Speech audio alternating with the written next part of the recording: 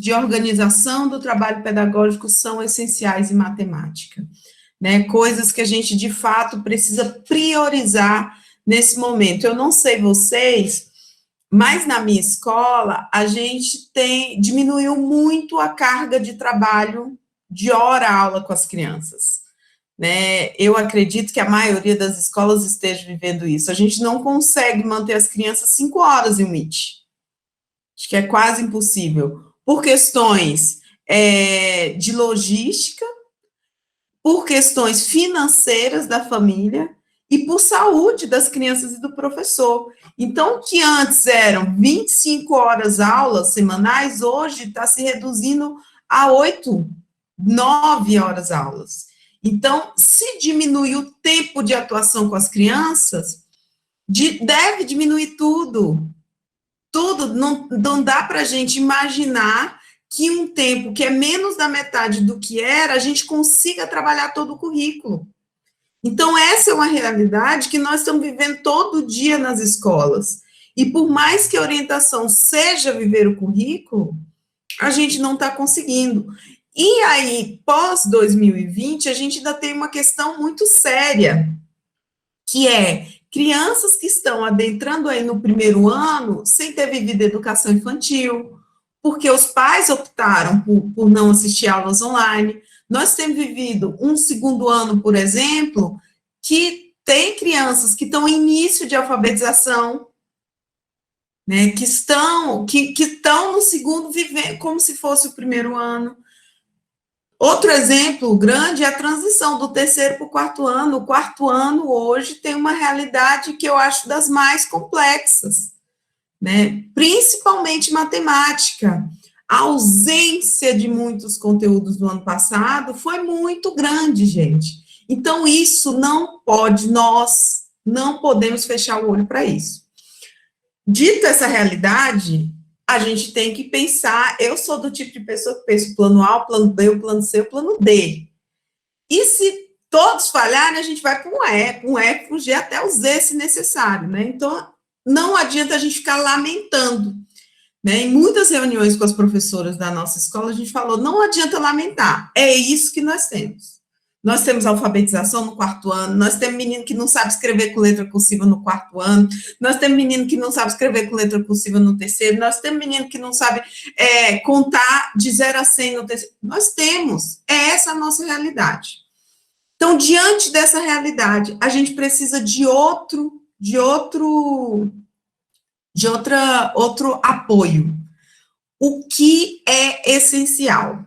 E aí eu vim conversar sobre esse essencial em matemática, o que nós não podemos deixar para trás no bloco inicial de alfabetização, o que nós não podemos deixar para trás no quarto e quinto ano, o que nós devemos priorizar para que as crianças continuem essa vida. As crianças são crianças, gente. O mais importante é a saúde agora, nossa, delas, né? Elas ainda têm muitos anos escolares pela frente.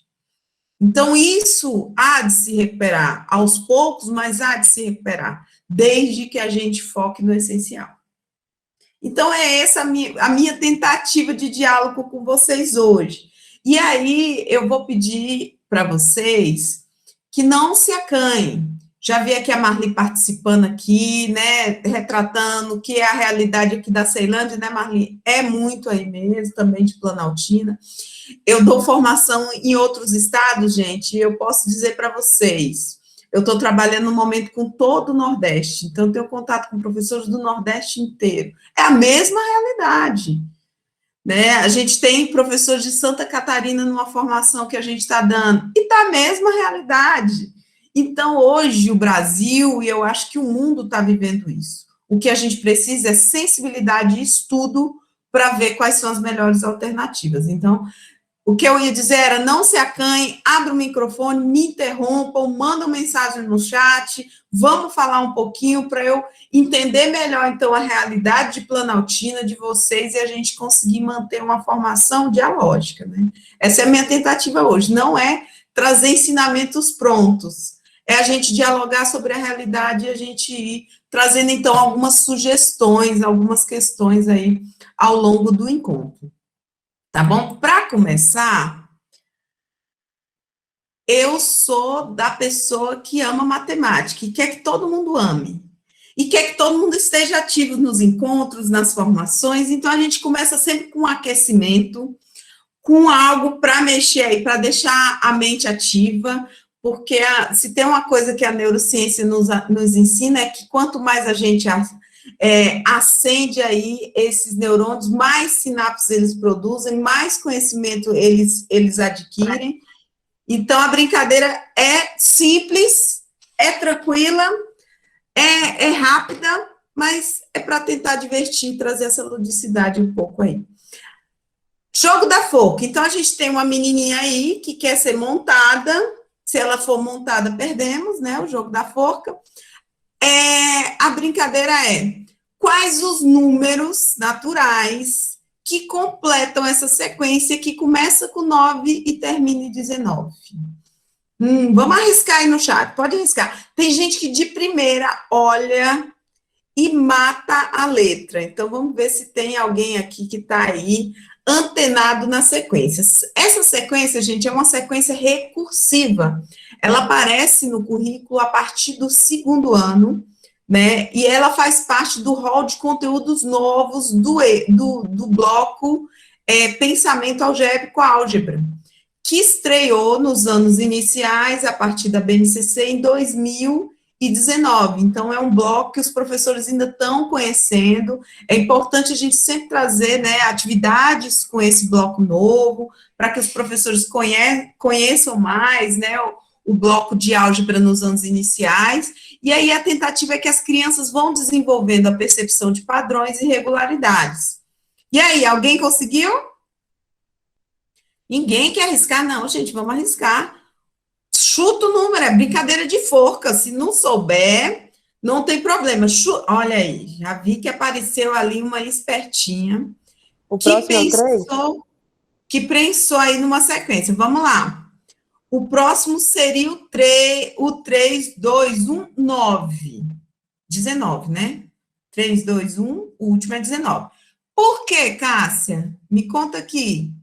Por que você acha que o próximo é o 3?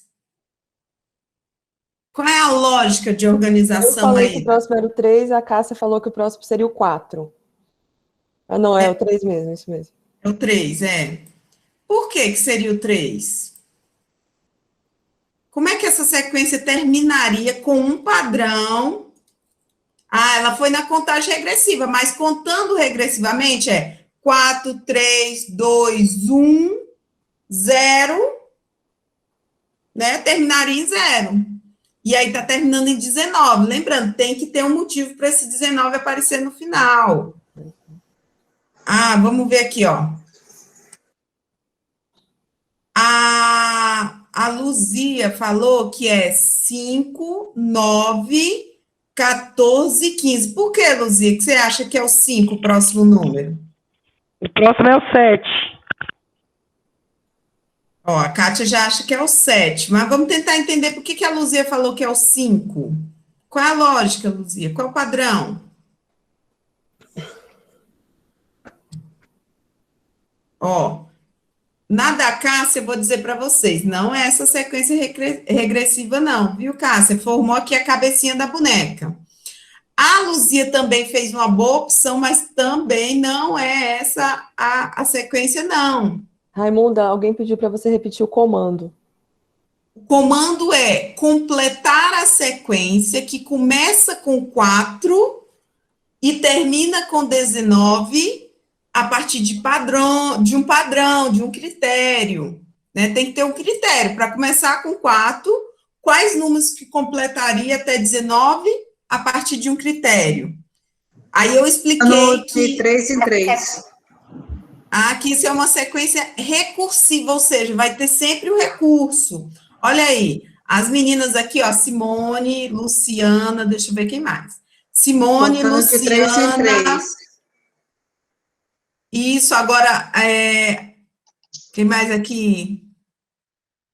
A Mazé colocou outra. Mazé, só um pouquinho, Luciana, estou escutando aí o seu de 3 em 3. Vamos chegar nessa resposta aí. Isso, a Juliana, Mas eu quero saber a Mazé. Mazé, por que deu 4, 3, 7, 2 e 10? Porque eu fui somando, né? 4 com 3, 7. 7 mais 2, 9. 9 mais 10, 19. Mas aí não é um padrão, né? É só Não na minha tem cabeça. aí. Então, as sequências recursivas, elas precisam ter um padrão estabelecido de um número para outro e ficar até o final. Eu não posso mudar ao longo do percurso padrão. Aí não é sequência recursiva. É sequência aleatória, tá? A dela é sequência? É sequência. Ela foi mudando o padrão para encaixar, tranquilo. Só que aí não é uma sequência com recurso, né? Tô ouvindo, Simone, a sua hipótese aí. Então, a Simone falou, a Simone, Luciana e outros colegas falaram que é essa sequência aqui, ó. É 4, 7, 10, 13 e 16. E o padrão estabelecido é a soma do número 3. Muito bem, meninas. Então, qual o padrão? De 3 em 3. Completou uma sequência que começa com 4 e termina com 19? Sim. Isso, muito bem. Parabéns para todo mundo que tentou. É importante tentar, né, gente? Eu trouxe essa sequência também para a gente já ir trabalhando uma questão importante. Quando a gente fala sequência de 3 em 3, sequência de 4 em 4, 5 em 5, todo mundo já lembra da tabuada. A sequência de 3 em 3 é 3, 6, 9, 12, 15. Não, a sequência de 3 em 3, dependendo do número inicial, pode ser qualquer uma. O importante é que, numa sequência de 3 em 3, o que tem sempre, eu não vou explorar mais com vocês, mas aí a gente vai tirando das crianças. O que eu tenho sempre? Um número par, um número ímpar. Um número par, um número ímpar. Não deu isso, ó. Se começou com o número par, o próximo foi um ímpar. Depois foi um par, depois um ímpar, outro par e outro ímpar. Por que isso acontece? E aí seria uma ótima pergunta para trazer para as crianças. Ao final, as crianças poderiam chegar, né, depois de muitas tentativas, à seguinte conclusão: quando eu somo par com par, o resultado é par. Quando eu somo ímpar com ímpar, o resultado é par. Mas se eu somar par com ímpar, o resultado dá ímpar. E aí, essas conclusões ajudam as crianças a irem elaborando e a olhando a matemática nessa busca de padrões, que é o que a gente tanto objetiva quando a gente tenta desenvolver atividades, né, que buscam aí o pensamento algébrico. Então, essa só foi para aquecer, ainda bem que muita gente participou, entender um pouquinho esse conceito de sequência recursiva, que é relativamente novo no nosso currículo, e vamos começar, então, a nossa formação, nosso encontro de hoje. Antes de começar mesmo a proposta e falar do currículo, a gente precisa falar do lugar que esse currículo, né, está falando, de que matemática, de que ensino de matemática o currículo está falando. Historicamente, no Brasil, a gente poderia dividir até em mais fases, mas historicamente no Brasil, a gente divide minimamente aí em 3 fases o tipo de ensino de matemática proposto. Então, durante um período, a partir dos jesuítas, né, uma curiosidade aí dos jesuítas. Os jesuítas chegaram no Brasil e foi o primeiro ensino, né, que teve em terras brasílias aí, e os jesuítas vieram com a missão de evangelizar. Eles perceberam que para evangelizar precisava alfabetizar os índios. Então, eles criaram uma cartilha de alfabetização da língua portuguesa para os índios. O que os jesuítas deixaram de fora do primeiro currículo de ensino no Brasil? A matemática. Infelizmente, a matemática já começa atrasada no Brasil, né? Não que a gente concorde com os jesuítas, mas aí eu já vejo uma pista para as professoras alfabetizadoras quererem dar todas as aulas de alfabetização em menos de 10 minutos de aula de matemática, porque desde o jesuíta eles já queriam só alfabetizar. E matemática já ficou de escanteio por mais de 10 anos, gente. Demorou 10 anos para matemática adentrar nos conteúdos das primeiras letras dos jesuítas. Então, a gente já apresenta atraso. Mas quando ela já entra com uma ênfase muito grande na contagem, nas 4 operações e na geometria euclidiana, que entra logo em seguida. Então, por séculos, o ensino de matemática no Brasil, mesmo com a saída dos jesuítas, ficou muito embasado nisso, né? No ensino das 4 operações, da geometria euclidiana, que eram os postulados que constituíam as formas geométricas, e na resolução de problemas práticos. Então, esse é o que a gente chama de matemática tradicional. Por volta da década de 30, começa no Brasil já um movimento de mudança em relação a essa matemática tradicional. A gente já vê o movimento dos educadores, aí muitos já formados em faculdades brasileiras, né, querendo mudar um pouco desse ensino que eles viam que era muito atrasado, em relação ao país da Europa, em relação, aí anos depois, aos Estados Unidos, e aí na década de 50, começa no Brasil um americanismo louco, né, o Brasil queria ser como os Estados Unidos naquela época.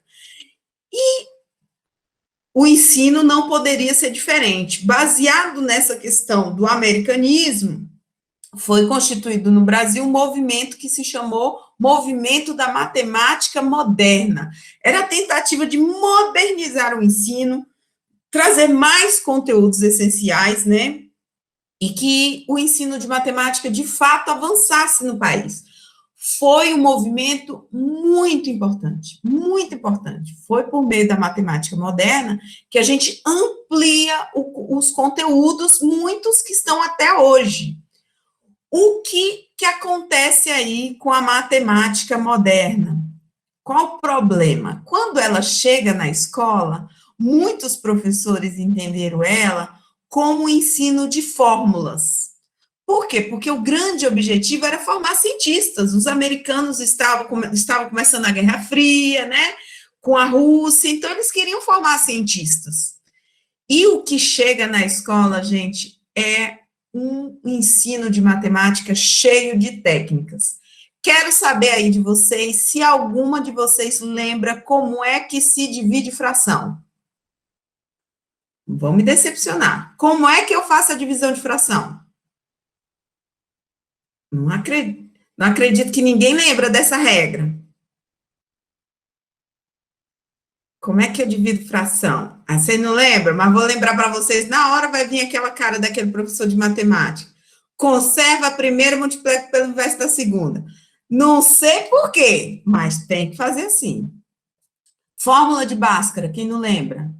Não sei por que eu uso, mas eu sei que é assim. A outra que vocês, eu acho que até chegaram a ensinar, outra fórmula aí, bota o número em cima, bota o número embaixo, traça um traço embaixo, coloca um sinal de mais do lado, começa da unidade.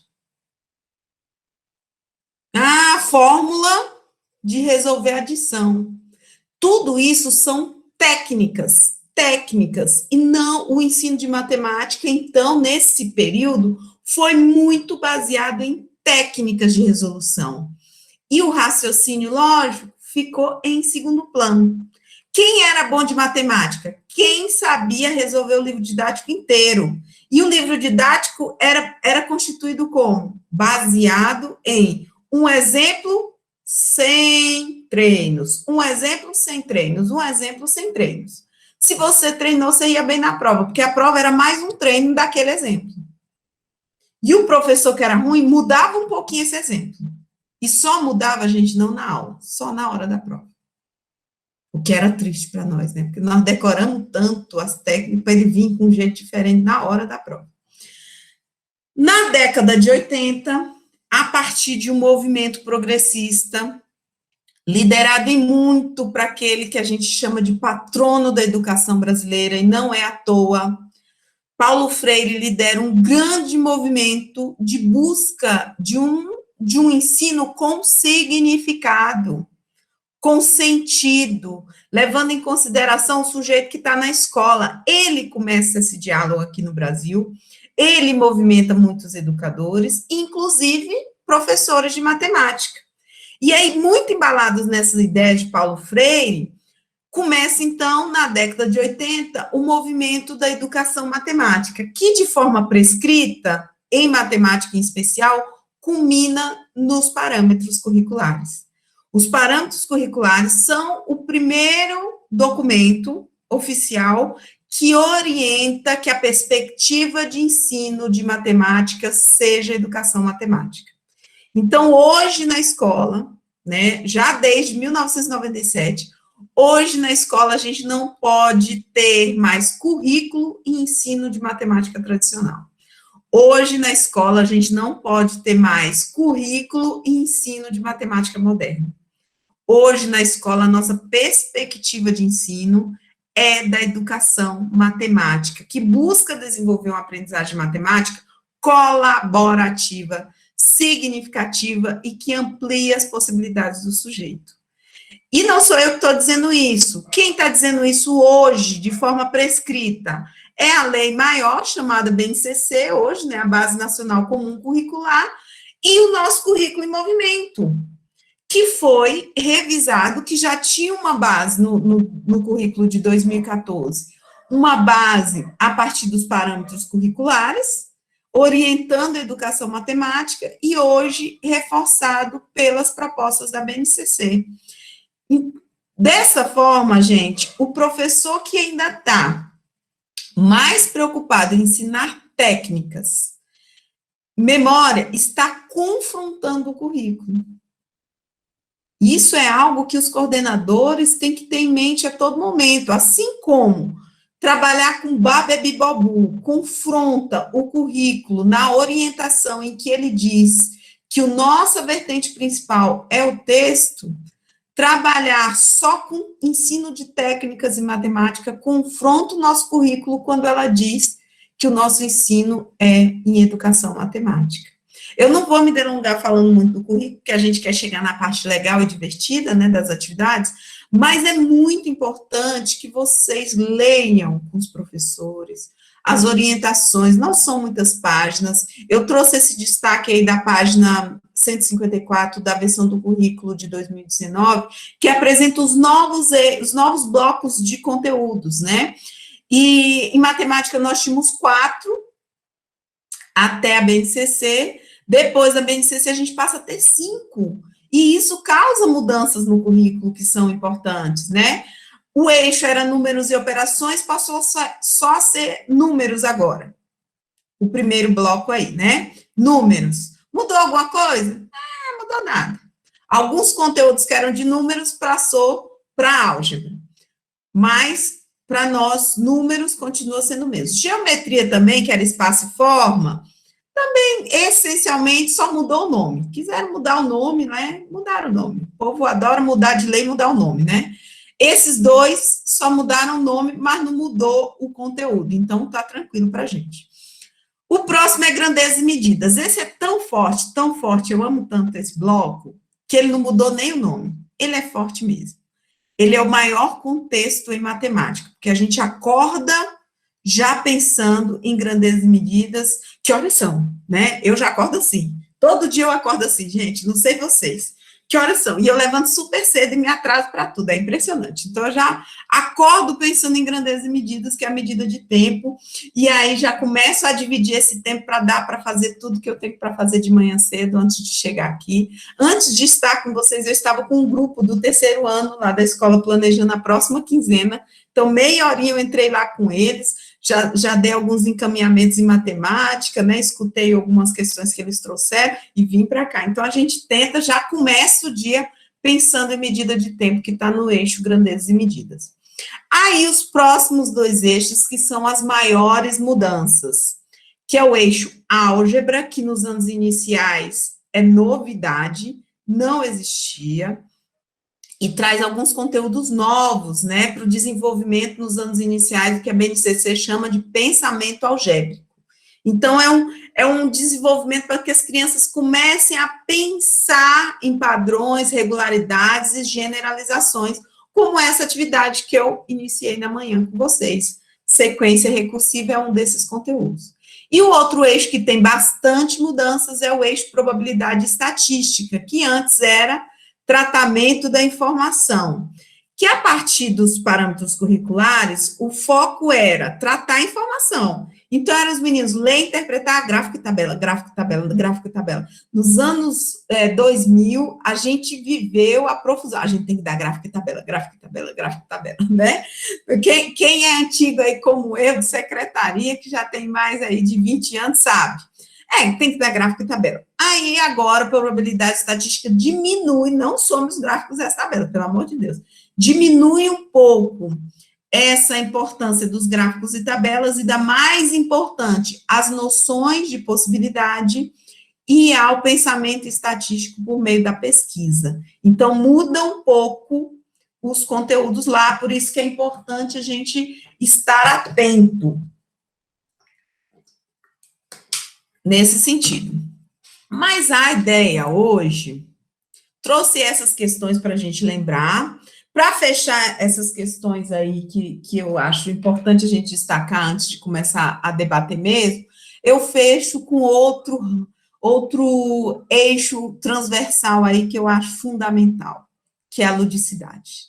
Eu não poderia vir falar de aulas para as crianças sem dizer que as aulas de matemática precisam ser um espaço de brincadeira, precisa ser um espaço lúdico. Nós já estamos fartos de pessoas adultas se formando aí e dizendo que tem horror à matemática. Nós precisamos lutar contra isso todo dia. E trazer aula de matemática que não seja de memorização, seja de raciocínio, seja de desafio, seja de problematização, são aulas com grande potencial lúdico, um grande mesmo. Então, vamos aproveitar esse potencial lúdico para trazer o brincar. E dizer para o professor do 5º ano que as crianças do 5º ano são crianças. Elas têm que ser preparadas para o 6º ano? Tem, mas é no uso da caneta, é na vivência com muitos professores, né? É na responsabilidade, é no uso de agenda, não é tirando da criança a brincadeira. Que aí está no 5º ano, não, agora tem que ser tudo abstrato. Ele tem que treinar, ele tem que fazer um monte, ele tá sendo preparado para o 6º ano. Gente, a gente começa, só no Brasil que a gente começa a sofrer de véspera. Se vai sofrer no 6º ano, deixa eu sofrer lá. Aqui a gente continua com a parte boa, que é valorização dessa infância, né? E na brincadeira, as crianças aprendem formação moral, aprendem regra, né? E se essa brincadeira for um jogo, né? Ele aprende ainda mais, uma aprendizagem que é fundamental, que é o próprio jogo. Então, às vezes não aprendeu português, não aprendeu matemática, não aprendeu ciência, mas aprendeu a jogar. Olha aí, já aprendeu. Não tinha aprendido, já aprendeu. Eu, então, deixo um vídeo aqui. Essa minha apresentação, assim que eu finalizar, eu vou botar o link aqui para vocês consultarem sempre que quiserem. E todas essas figurinhas que pulsam são links que vocês podem abrir. Eu vou deixar, então, um texto aí, um vídeo do professor Cristiano Muniz, que é meu professor, eterno professor, e que traz aí essa importância do brincar para a criança. Ele vai trazer mais questões aí que vão destacar a importância do brincar para as crianças, que não dá tempo de delongar. Vamos começar, então? Vamos entrar no bloco, primeiro eu dividi em 2 momentos, bloco inicial de alfabetização e o segundo momento, 4º e 5º ano, para a gente falar do currículo. Qual é a dinâmica, a tentativa de dinâmica? A gente destacar eixos importantes que não podem faltar nessa organização curricular que vocês pretendem fazer ou estão fazendo, estão constituindo aí na escola. No bloco inicial de alfabetização, a gente foi convidado, já no final do ano de 2019, pela Subsecretaria de Educação Básica, né, da Secretaria de Educação do Distrito Federal, um grupo que tinha professor Cristiano Muniz, eu, professora Simone Cortez, Marilene Xavier, todas professoras da secretaria, formadoras da área de matemática, professoras de sala de aula, no meu caso, porque as meninas atuavam na EAP, eu sou de sala de aula. Hoje eu trabalho na Escola Classe 1 de Ceilândia, na sala de recursos. Então, a gente foi convidada a fazer uma comissão que pensasse, então, em alfabetização matemática. No primeiro dia que nós chegamos lá nessa comissão, a gente já levou paulada na cabeça, porque tinha uns linguistas lá. Os linguistas falaram que não podia usar alfabetização matemática, porque alfabetização vem de alfabeto. Alfabeto é letra, acabou. Não podia. Então, não existe alfabetização matemática, viu, gente? Não queiram apanhar dos linguistas, que eles batem feio. Então, nós fomos convidados, então, a falar das aprendizagens matemáticas essenciais no período de alfabetização. Não é alfabetização matemática.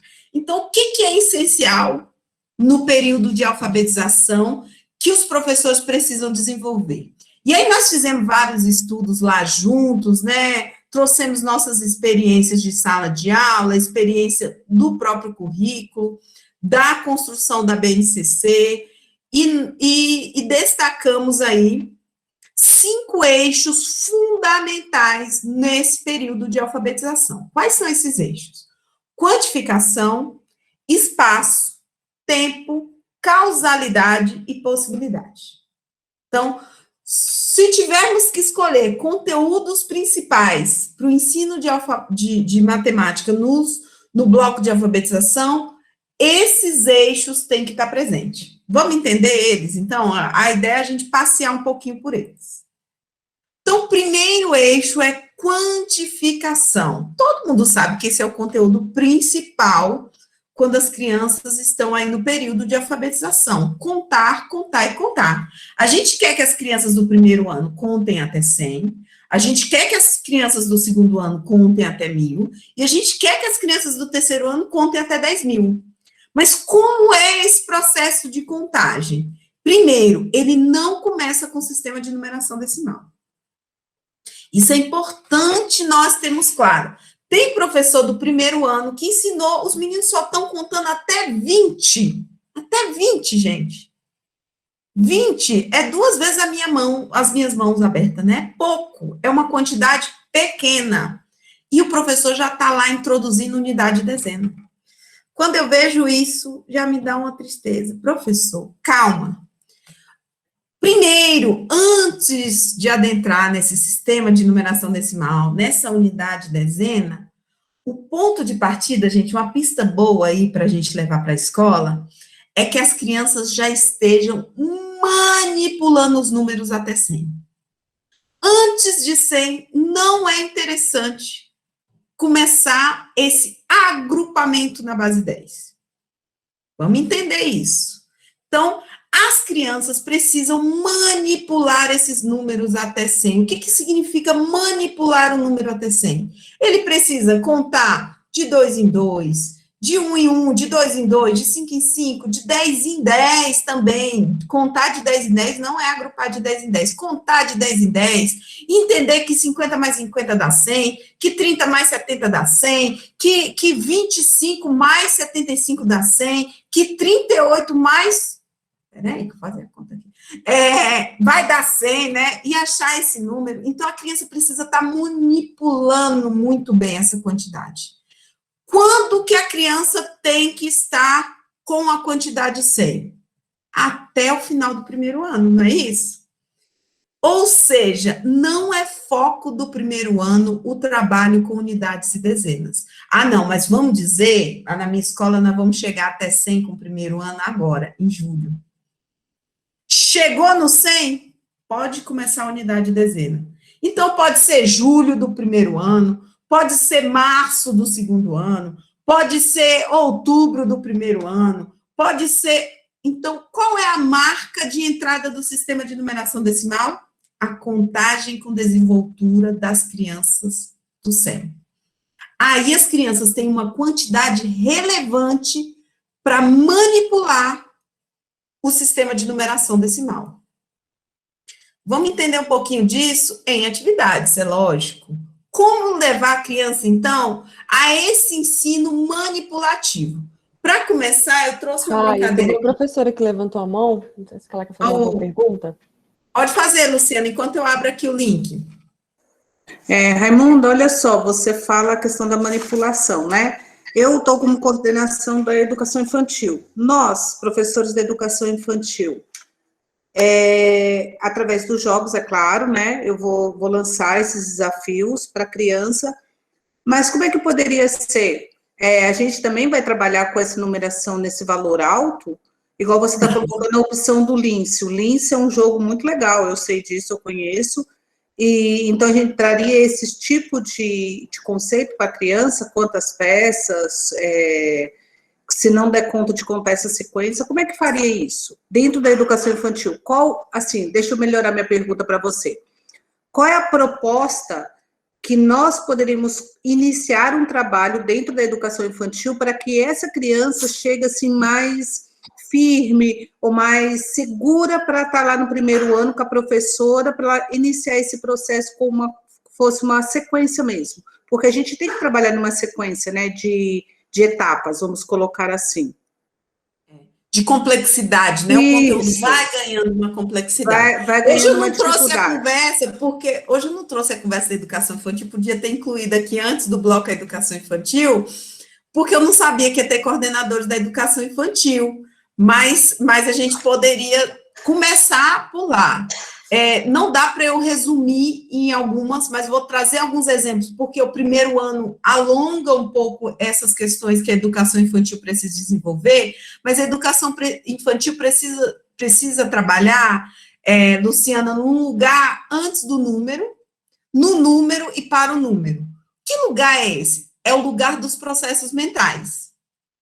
Então, na educação infantil, o foco é que as crianças classifiquem, seriem, selecionem, comparem, né? Claro que nós vamos, nessas comparações, chegar nas questões numéricas. Claro, está lá no currículo da educação infantil, 4 e 5 aninhos, relação número e quantidade. Mas aí eu gosto de deixar essa meta para a escola. Na minha escola, a meta, na minha escola. Aí é de escola, porque o currículo não determina qual a quantidade. Então, na minha escola, qual a meta? 4 aninhos, 20. 5 aninhos, 50. É um bom ponto de partida, eu penso, para os anos que se virão. Se os 4 aninhos chegar no 20, e a gente, quando coloca a meta, né, gente, a gente sempre fica um pouquinho abaixo, né, raramente um pouquinho acima. Então, se chegar ali nos 10, já tá bom, mas a meta é 20. Os 5 aninhos, a meta é 50, mas ficar ali nos 30, 40, já é um ponto de partida para o ano que se segue, né? Então, depende muito da realidade da sua escola. O importante é que, na educação infantil, o foco maior seja nos processos mentais. E esses processos mentais que dão base para o desenvolvimento do conceito de número, eles vão ser desenvolvidos em atividades de português, de ciências, né? Em todos os campos do conhecimento. Por exemplo, quando eu estou trabalhando, deixa eu ver aqui o nome das crianças. Vamos comparar qual nome colocando letra a letra pareado. Qual nome tem mais letra, qual nome tem menos letra? É uma atividade bem da educação infantil, né? Pareamento, correspondência 1 a 1, é um processo mental. Certo. Né? E aí as crianças já vão percebendo que palavras eu escrevo com letras, quantidades eu represento com números, que é um conteúdo concorrente, tanto de linguagem quanto de matemática. Tanto então, que a gente não tem como separar também os dois. Os dois têm que ir caminhando. Exatamente, porque a gente trabalha com campos de experiências, né? Outro exemplo que eu poderia trazer para vocês, quando as crianças separam alimento saudável e não saudável. Os processos mentais estão ali, ó, floreando, né, nessa situação. Eles têm que comparar, classificar, né? Isso ajuda demais na constituição do conceito de número. Então, tá certo. Na Obrigada. educação infantil, aí uma sugestão que eu acho que vale muito é sempre, sempre, sempre, sempre que quantificar, colocar o símbolo do lado. No Tá. primeiro ano também. Isso é muito importante, porque essa informação do símbolo, que ele representa uma quantidade, como ele se escreve, é importante. O que é óbvio para a gente não é óbvio para as crianças. E essa, melhor do que a atividade do ligue, é a do represente quantidades, como a gente vai fazer agora. Tá. Nós estamos em 60 no momento, mas eu trouxe uma atividade que eu postei o link aqui, né, que eu só tenho vaga para 20. Eu acho que teve vamos- outra professora que levantou a mão enquanto você falava, acho que é Nivcélia. Tá, aí eu vou orientando enquanto você localiza para mim quem foi. Tá, Foi eu, Rai. Nivcélia. Oi, falar? Nicélia. Isso, Nicélia, segura só um pouquinho, vou deixar você falar, só enquanto eu joia. explico aqui.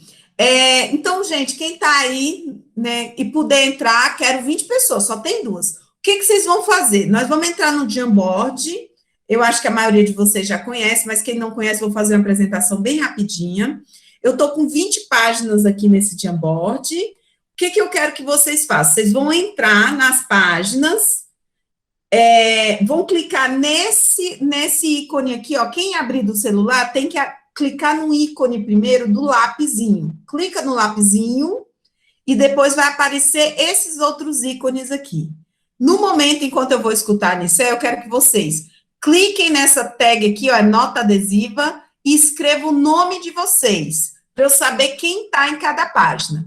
Importante, ó, vou deixar as páginas abertas aqui, ó, eu estou com as 4 pessoas na página 1. Eu quero que vocês coloquem o nome, vão pulando as páginas, tá? Para ter mais pessoas. Pode entrar mais gente, vamos entrar, vamos participar, pelo amor de Deus. Não façam igual os meninos do 5º ano que fecham as câmeras e fogem da aula, não. Vamos participar, tá? Nilce, pode falar.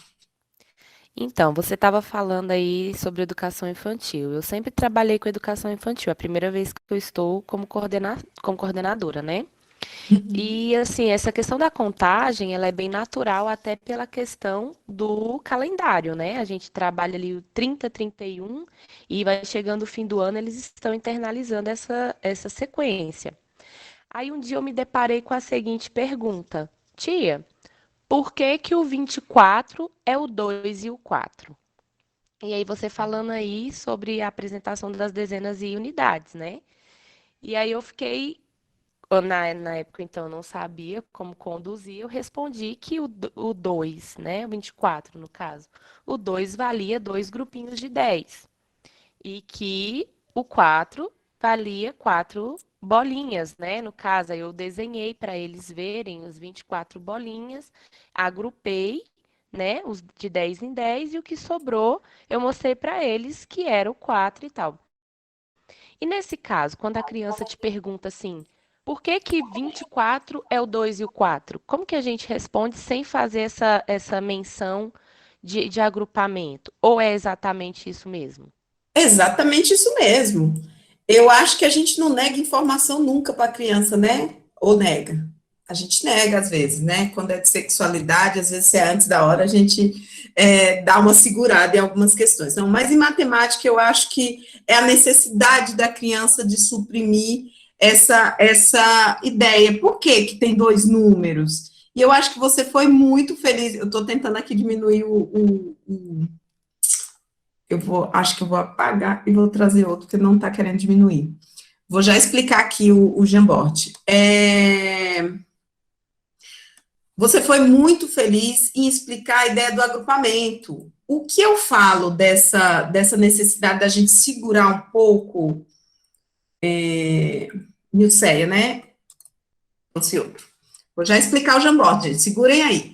O que eu falo muito dessa ideia de segurar é porque quando entra no sistema de numeração decimal propriamente dito, a gente tem uma escala de questões para trazer para as crianças. E os professores perdem muito tempo com a ideia da criança memorizar. 32, tem quantas dezenas? Tem quantas unidades? Tem quantas dezenas? Perdendo a chance de manipular o número, que é algo mais complexo, mas que desenvolve muito mais o raciocínio lógico matemático. Se a criança te questiona sobre o número escrito, show, ela descobriu algum padrão. Por que que esse número tem 2 e por que que os outros têm 1? E eu acho que você foi muito feliz na resposta.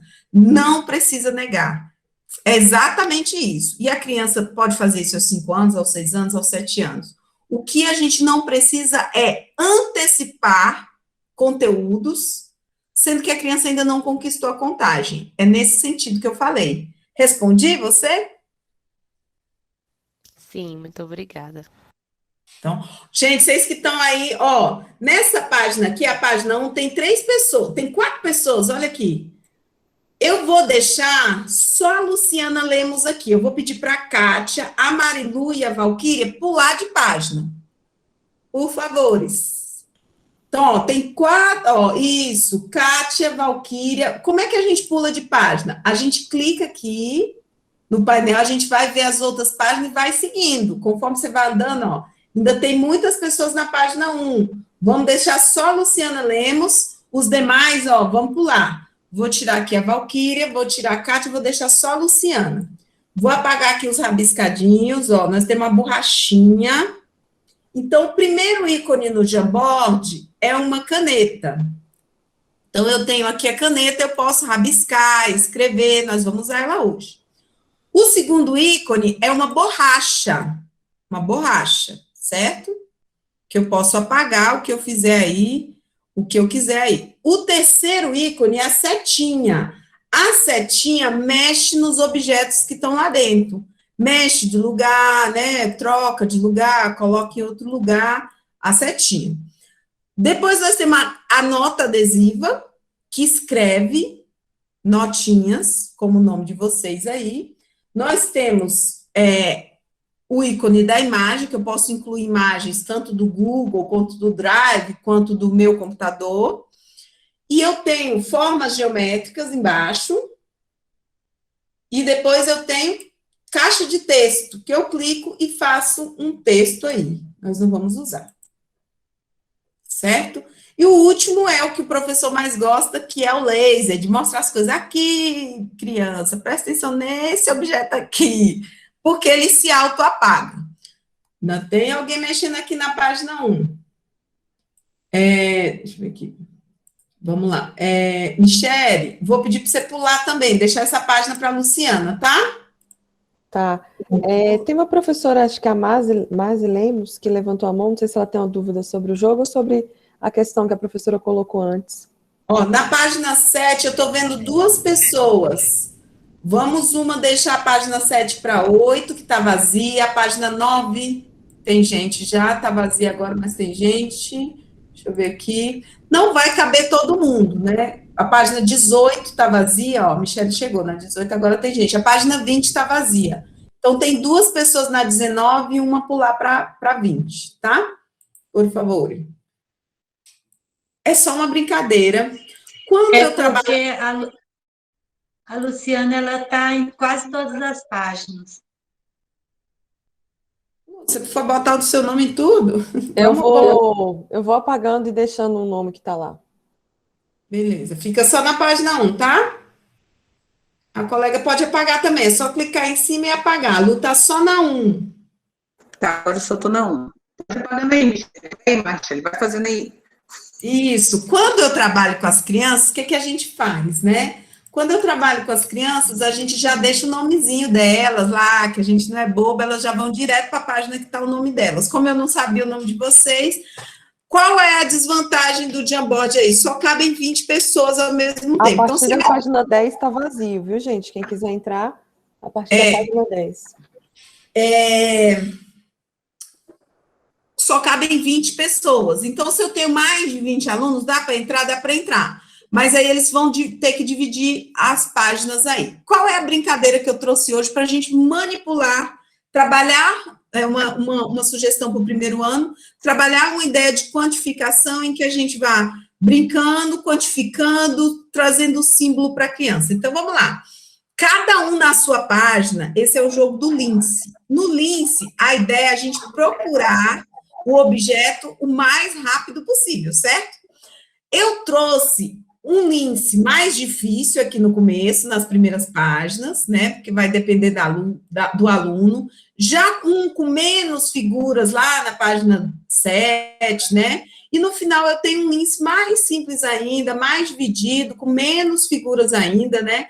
Para os alunos menores ainda. Faixa etária indicada aí no currículo para esse trabalho, 5, 6 anos. Eu estou trabalhando aí com a entrada da criança nos 6 anos, né? No período de alfabetização, como a gente trabalhar essa quantificação aí. O que eu quero que vocês façam aí? Qual é a brincadeira? Eu vou falar uma categoria, vocês vão clicar na canetinha, clica na canetinha, vamos pegar uma cor bem marcante aí, vamos pegar o vermelho, vamos clicar aqui no marcador, no segundo tipo de canetinha, o marcador. E eu quero que vocês marquem aí a categoria que eu falar, em 10 segundos. E aí eu vou perguntar quantos vocês conseguiram marcar, tudo bem? Ok? Vamos lá, então, 10 segundos que eu vou dar, tá bom?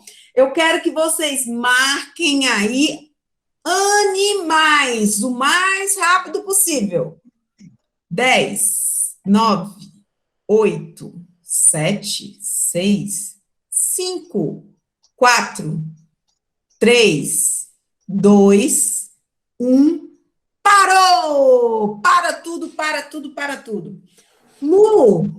Luciana Lemos, quantos animais você marcou? Volta aí? Estou aqui, peraí. Deixa eu... Aqui, vai. Eu marquei 1, 2, 3, 4, 5, 6, 7. Acho que foi 7. 7. Muito bem. Valquíria, marcou quantos?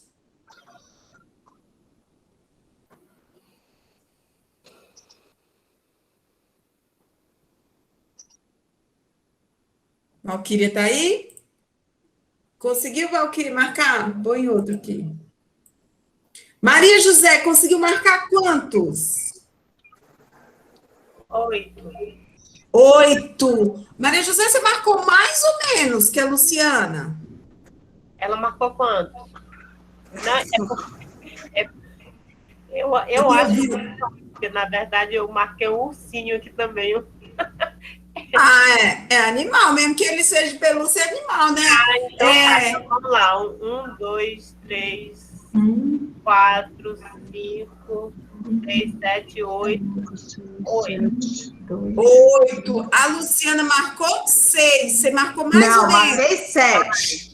Opa! Mais. Marcou foi 7. Marcou mais. Quantos a mais? 1 a mais. Quem tá ganhando? A Mazé ou a Luciana? A Mazé tá ganhando da Luciana. Escreve o número que você fez de animais aí. Lu, escreve o seu também. Todo mundo escrevendo a quantidade, clica na nota adesiva e escreve o número que representa essa quantidade. Tia, eu não sei. Espera aí que eu vou na sua página fazer para você. Tá bom, Luciana? Você não sabe, não lembra como é que é o 7? Vou lembrar para vocês. Ó, ela fez com... Muito bem. Então, esse é o número 7. Então, ela conseguiu 7 animais. Ok, meninas, era só uma brincadeira mesmo.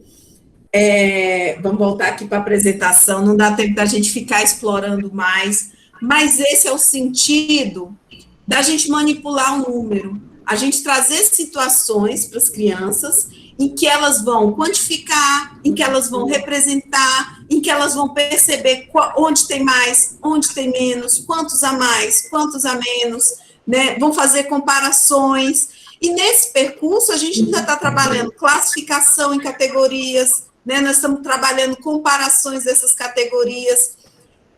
Esse é o sentido de quantificar. Posso fazer isso com números pequenos, com as crianças pequenas, como eu posso fazer com quantidades maiores, né? Aí com outras representações, com os meninos do terceiro ano, por exemplo, que já constituíram uma contagem, que já estão caminhando no sistema de numeração decimal, poderia trazer representação com material dourado.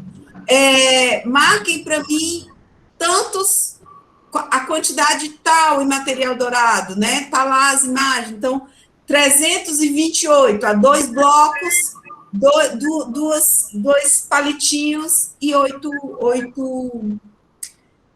quadradinhos. Isso é manipular o número, é mexer com o número, fazer, operacionar com o número, quantificar com o número, simbolizar o número. E aqui do lado, eu trouxe a versão, porque agora todos os professores falam, mas é fácil no online, né?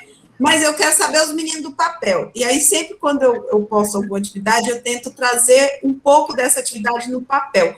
Os meninos que só recebem papel, como é que a gente poderia fazer? Então, essas crianças, olha aí, jogo do Lince, vamos agrupar as imagens? Observe as imagens, recorte e colhe de acordo com os grupos. Ao final, vamos contar quantos elementos conseguimos agrupar em cada grupo. Então, é uma versão, claro, que não tem a dinâmica da aula, né, da aula em videoconferência, mas é uma possibilidade para mesmo as crianças no papel estarem aí contando, agrupando, categorizando e classificando. Continuando aí, com as questões de quantificação no bloco inicial de alfabetização. Outro material importantíssimo, eu penso, para as crianças, em termos de atividade, para contagem, é o apoio. A criança precisa ter um apoio visual dessa representação simbólica. A Lucé falou do calendário. Olha, na sala a gente trabalhava com calendário todo dia, ele tinha essa representação lá do calendário, ele tinha o quanto somos hoje, muitas vezes hoje a criança não tem. Então, nesse ano, na minha escola, e aí um pedido meu para os professores e para a gestão foi que fosse enviado pelo menos um quadro numérico, de 1 até 100, para as crianças colarem no quarto, na sala, na cozinha, na parede que coubesse na casa, para elas terem essa referência, né? Imprimir uma folhinha, mandar para casa para as crianças, toda vez que elas tiverem dúvida de... A gente não manda alfabeto? Para elas lembrarem, por que a gente não manda os números? Elas não memorizam isso de cara, elas precisam ter esse apoio. Então, trabalhar com esse quadro numérico é interessante, depois eu vou explorar ele numa situação de adição, para vocês verem como ele traz algumas possibilidades até para os anos dos alunos mais velhos, e trabalhar com contagens. Olha aí, então, a criança, para chegar no 100, ela precisa contar de 10 em 10. Né? E aí fica aqui já uma ideia do pensamento multiplicativo e uma ideia do próprio organização do sistema de numeração decimal. Como assim? Olha, tá aí a contagem. Uma nota, R$10. Lá, né? De um grupo com 10, 2 notas, R$20. 3 notas, R$30, 4 notas, R$40.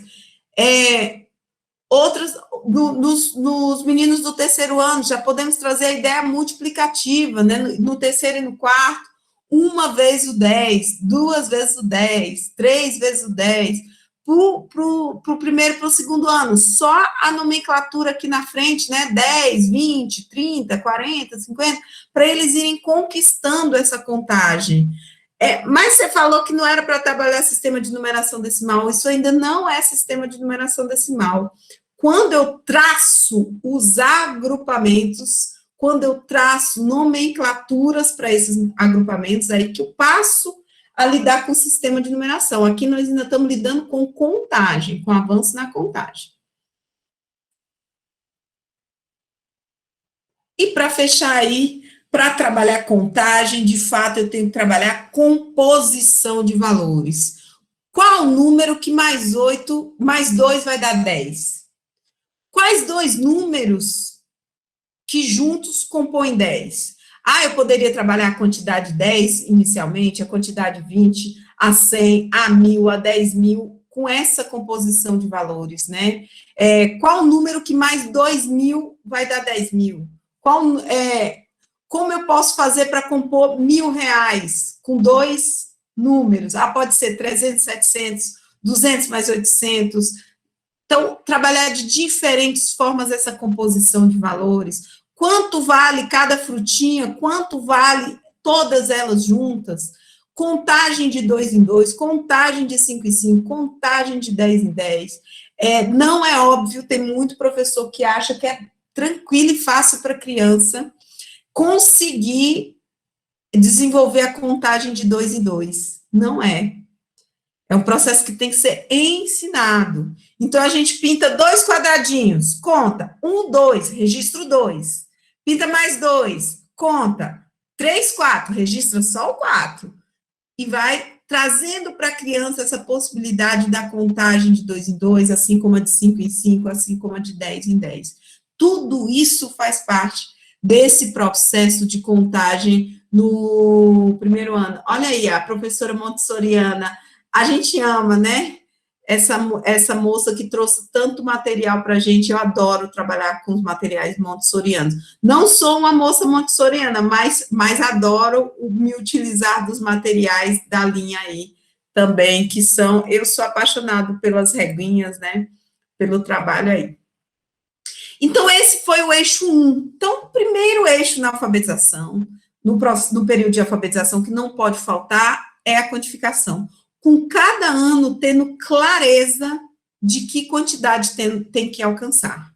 Se for para o terceiro ano, escolher entre chegar até 10 mil, compondo bem os valores, ou a tabuada, que ele dê a prerrogativa da contagem primeiro antes da tabuada. Mas dá para fazer os dois? Então, melhor. Mas numa escolha, no final do quarto bimestre, ou os meninos veem a tabuada do 5, ou eles chegam na contagem do 10 mil, a escolha vai ser a contagem do 10 mil. Então, quando essas escolhas abaterem, a contagem é mais importante, ela vai dar mais base para a continuidade do currículo. Eixo 2, então. Passamos por esse eixo principal, vamos para o eixo 2 aí no processo de alfabetização, que é importantíssimo, medida de tempo. E aí, quando a gente fala de tempo, a gente não fala só do calendário, do relógio, dos planners, das agendas, né, dessa organização do tempo. Quando a gente fala em medida de tempo, a gente tem que trazer para as crianças, do primeiro e do segundo ano, essa percepção do tempo. Estou vendo aqui a Débora na minha frente, Débora Cristina. Débora, como é que você vê o tempo passando? Me conta aí, Débora. Pelas horas, pela... Assim que você sente o tempo passando? Ué. Tem outro jeito aí, na sua vida. Me conta aí direito, você não quer falar daquela hora que você se olha no espelho. Então, como assim, Raimundo? Eu sou tímida. Oh, meu Deus, a Débora é tímida. Segura aí que eu vou contar então, Débora, que eu sou da década do...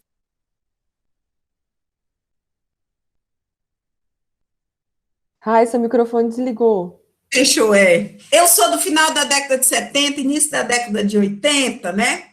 Eu posso falar como é que eu vejo esse tempo passando, gente. É um tal de tanta coisa. Você está falando nesse sentido aí, tudo bem. Nesse sentido aí. Como é que a gente percebe a passagem do tempo de forma mais feroz na nossa vida, né? É no nosso rosto, nós, né? Que já estamos mais passadinhos. Você não, Débora. Os cabelos em branco aparecendo, né? Tal. Então, o tempo, gente, ele é muito subjetivo. E ele precisa ser tratado na escola nessa essência de subjetividade dele. Muitas vezes, no primeiro dia de aula, os meninos do primeiro ano vão lá, a gente, o calendário. Nem viram o tempo passando, nem entenderam como é que o tempo passou, nem entenderam os anos que ele viveu. E aí, a primeira coisa que eu falo é, o ano tem 12 meses, cada mês tem 30 dias, cada semana tem 7 dias, o dia tem 20... Opa! Então, a gente precisa entender o tempo primeiro, a grandeza do tempo, para depois a gente começar a medir com as crianças o tempo. Então, trabalhar, para nós, a gente vê hoje o tempo muito na azul, porque a gente não cresce mais, né? Mas as crianças veem o tempo passando na altura, gente. Elas eram desse tamanhozinho e a cada ano elas vão ficando mais altas. Isso é passagem do tempo também. Então, como eu era com 1 ano, como eu sou com 7 anos, né? Eu mudei a altura, tem criança que já está aí, tem mudança da voz, né? Da entonação, da voz de bebê para a voz de criança. Isso é passagem do tempo. Então, antes de trabalhar o tempo, calendário, relógio, mês, dia, ano, trabalhar o tempo nos ciclos de vida dos animais, nos ciclos de vida das plantas, no ciclo de vida da criança, né, na evolução tecnológica, nas histórias, nos jogos, gente. As crianças falam dessa passagem do tempo melhor do que a gente, né? O jogo do Mario como ele era, o jogo do Mario como é agora, né? O videogame que tinha antigamente, o videogame que tem agora. Então, levar a criança a perceber que ela está ficando mais velha, vou de novo numa frase, hoje eu estou com essa frase na boca, né? Parece óbvio para a gente, mas não é para a criança, que a cada ano ela está ficando mais velha. E não é só a cada ano, não, a gente está ficando mais velha a cada minuto que passa, a cada hora que passa. Do meu aniversário desse ano até o meu aniversário do ano que vem, se passa um ano. Um ano não é de janeiro a dezembro, um ano é da hora que eu começo a contar. Então, desse dia de hoje, 10 de junho, um ano vai ser 10 de junho de 2022. A gente não ensina a criança a perceber que um ano não é janeiro a dezembro. Um ano são 365 dias a partir do momento. O ano civil, o ano escolar, o ano legislativo tem suas configurações. Mas o ano, como tempo, ele começa do dia que eu começo a contá-lo. Se eu começo a marcar ele hoje, quero que chegue logo o meu aniversário. Eu já começo do dia que foi meu aniversário a contar, dá um ano. Então, essas relações com o tempo, antes de entrar no calendário, são muito importantes, né? Quando a gente tem uma palestra, vocês vão dizer para mim, pelo amor de Deus, pelo menos com gesto positivo, tá passando a hora rápido? Hoje, de manhã? Passando, já tem 1h17, tá passando, então tá bom. Por quê? Porque o tempo tem essa questão também. Quando a gente tá gostando de alguma coisa, parece que a hora passa rápido. Quando a coisa é muito chata, menino, tem hora que eu assisto aula, chega, eu tô assim, acorda, né, aquela aula maçante, que parece que o tempo demora mais a passar. Esse é o sentido subjetivo que a gente dá no tempo. E isso precisa também ser trabalhado com as crianças antes das unidades. E aí, minha sugestão é trabalhar muito essa questão da linha do tempo, né? Marcar para as crianças esses aniversários, trabalhar esse número que é quantas velhinhas tem em cima do bolo. Nas crianças aí do 2º ano, por exemplo, trabalhar o número 7, né? Começar uma contagem com o número 7 é importantíssimo, porque as crianças, a maioria, ou vão fazer 7, ou estão com 7, ou fizeram há pouco 7. Então, esse número representa bem o 2º ano, como 6 representa o 1º ano, como 5 representa os 5 aninhos, né? Na educação infantil aí, então, começar uma contagem do 0 não faz significado para a criança da educação infantil. A idade da maioria da turma, esse é um número ótimo para trabalhar. Então, na turma de 4 aninhos, eles devem começar a contar do 4. Quantos anos você tem? O pai ensinou isso desde que o menino começou a balbuciar, levantando o dedo, nem que fosse na marra, né? Então, essa vivência com essa contagem eles têm. Isso faz sentido para a criança, essa quantidade, que é o aniversário. Então, vamos trabalhar isso de forma sistemática com a passagem dos anos. Muito bom, porque o 0 não faz sentido. O 0 até na humanidade, gente, foi o último número a compor o sistema, tá? O 0, ele deve vir depois do 9 mesmo. Eixo 3, vou caminhar, senão eu não chego no 4º e 5º ano. Eixo 3, espaço. Eu trouxe uma atividade de espaço, eu só vou mostrar aqui, não vai dar tempo da gente adentrar com essa atividade, mas eu vou postar o link aqui para vocês. O que é o espaço? Muitas vezes nas aulas de geometria a gente dá muita ênfase ao vocabulário geométrico, ao vocabulário principalmente de formas. É importante? Também. No entanto, a vivência no espaço, se localizar no espaço, a gente usa muito mais do que as formas geométricas. Não é que vocês andam usando quadrado, retângulo, triângulo aí. Não, a gente se perde no GPS, né? Então, além dessas questões de formas, na geometria, há o conteúdo, percepção do espaço, que é a geometria da localização, que muitas vezes fica em segundo plano, e ele é essencial. Que conteúdos são esses?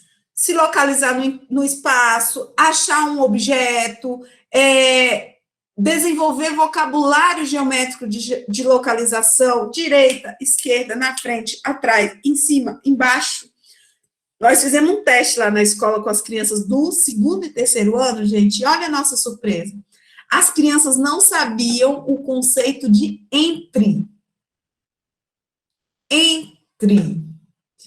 Circule a casa que está entre casa tal e casa tal. As crianças não... O que é entre, tia? Qual que é para marcar? Porque elas não entendiam a expressão. Mas círculo, quadrado, triângulo, elas sabem diferenciar. Mas um vocabulário que a gente usa muito no nosso dia a dia. Pega aí a garrafa que está no meio, que está entre as outras. A gente não tem ensinado para as crianças. E é um vocabulário importantíssimo para se localizar nos mapas. Então, construir mapas de planta baixa com as crianças, né? Construir mapas de localização, fazer construções em que as crianças vão aprender a localizar. E aí, eu trouxe 2 sugestões, vou mostrar aqui essa primeira sugestão, que é o trabalho com o Gelboard, que além de trabalhar, vou botar o link aqui para vocês no chat, mas depois está dentro da apresentação. Eu gosto muito desse Gelboard online, porque ele pode ser postado na plataforma sem... Ele não tem propaganda, ele foi feito por uma universidade americana, ele é livre, de uso livre, e não tem propaganda nenhuma, ele vai bonitinho assim, e como as crianças dão retorno para a gente, printando as páginas, né, para mostrar as figuras que elas construíram. Então, eu posso pedir para a criança, por exemplo, construir um retângulo, olha, eu clicando na página, construir um retângulo, vou construir aqui um retângulo. Em cima desse retângulo, eu quero um retângulo menor. Acima do retângulo, eu quero um retângulo menor. Acima, vou construir vermelho. Então, vou construir aqui. Como é que é a característica de um retângulo? São 4 lados. Esses 4 lados são iguais, então eu já vou explorando as figuras. Mas o meu foco principal no momento era trabalhar o posicionamento. Acima do retângulo vermelho, eu quero que vocês desenhem um triângulo. Vamos tentar montar um triângulo acima do retângulo vermelho. Vou desenhar aqui um triângulo. Opa! Conseguimos construir, aí fizemos uma figura. Então, trabalhar no plano essas construções. E aí a pergunta, como fazer isso com as crianças que estão aí no papel? Então, com orientações, né, eu posso trabalhar isso impresso no papel com as crianças, levar lá a folha pontilhadinha, pedir construções geométricas, pedir desenhe nesse pontilhado 3 triângulos, pinte o que está entre os 2, né, das pontas de amarelo. Então, trabalhar esse vocabulário, o que está entre, o que está depois, o que está... É muito interessante para as crianças. E outro lugar para a gente trabalhar espaço é o quadro numérico. O quadro numérico também é um material que a gente trabalha muito as questões de posicionamento, para além das questões numéricas, né? Então, com o quadro numérico eu consigo trabalhar aí, ó, os números que estão entre... na contagem de 3 em 3, ou a contagem de 3 em 3, o que acontece, em que posição que fica, vamos dar uma olhadinha aí, como a gente pode explorar um pouco esse quadro numérico com as crianças. Só puxar aqui um pouquinho minha tela aqui para vocês.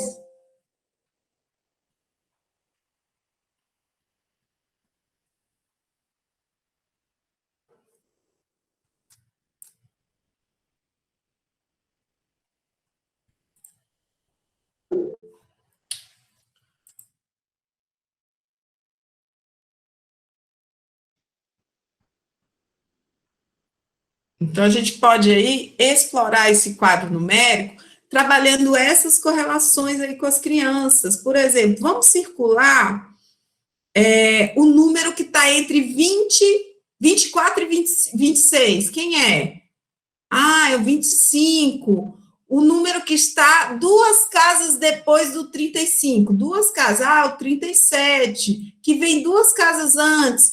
Nesse percurso, a gente vai trabalhando com as crianças também os padrões, de uma linha para outra, né? No sentido para baixo, né? De cima para baixo. Quanto aumenta os números? De uma linha para outra, de cima para baixo, aumenta sempre 10, né? De 3 para 13 é mais 10, de 13 para 23 mais 10, mais 10, mais 10. E voltando, vamos pegar aqui no 89, voltando de uma linha para outra para o 79, diminui 10.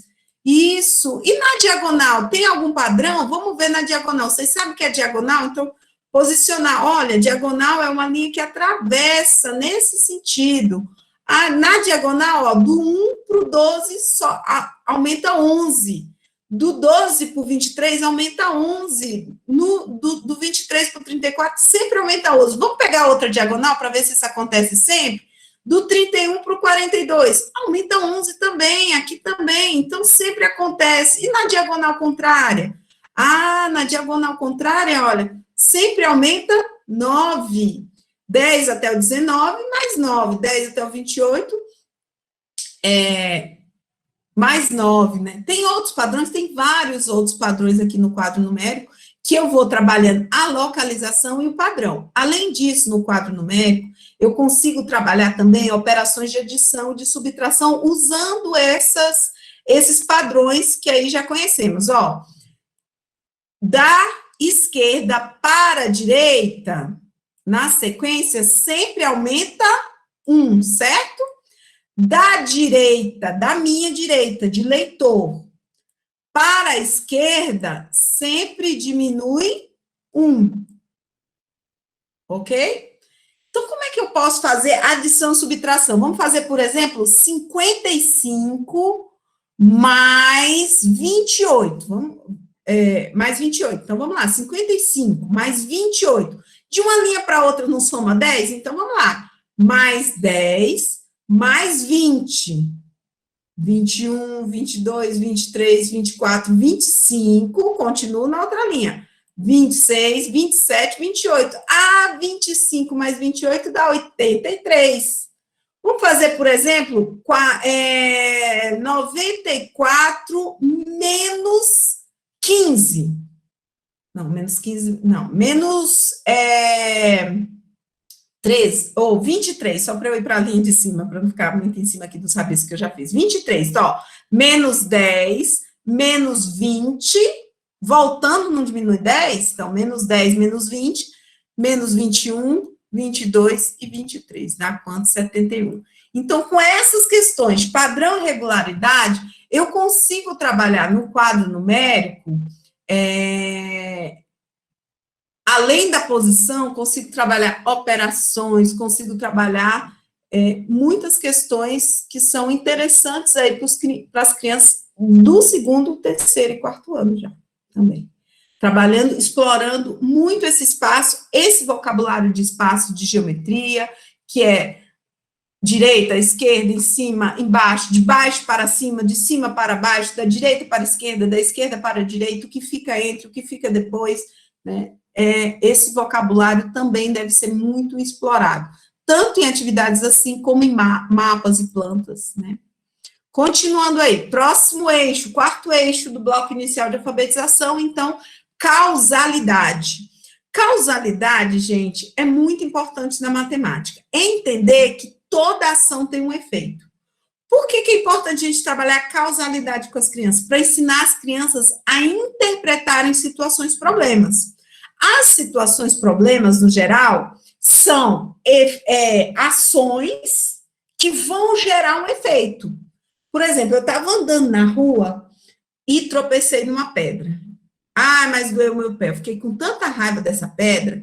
Quando eu olhei para o chão, eu vi que estava saindo uma nota debaixo dessa pedra. A dor quase sumiu instantaneamente, porque eu imaginei que eu tinha achado uma nota de R$100.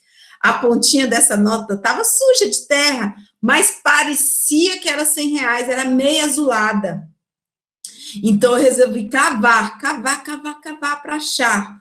Quando eu puxei a nota, adivinha, não era de R$100. Que nota era essa, gente? 2. Nota?